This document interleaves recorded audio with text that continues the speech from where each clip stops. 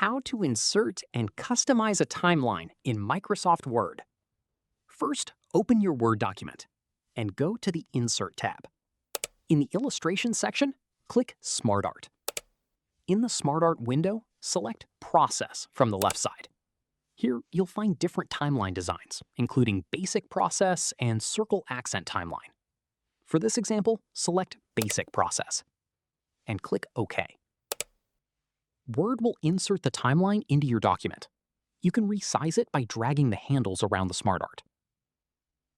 Now, let's add some information to our timeline. Click the Text pane button, or select the timeline text and enter your dates and events. If you need to add another point, select the timeline, do right-click, and click Add Shape. You can add shape before or after as per your preference. A new point will be added to the timeline. To remove a point, select the item you want to remove and press Backspace. You can also customize the timeline's appearance.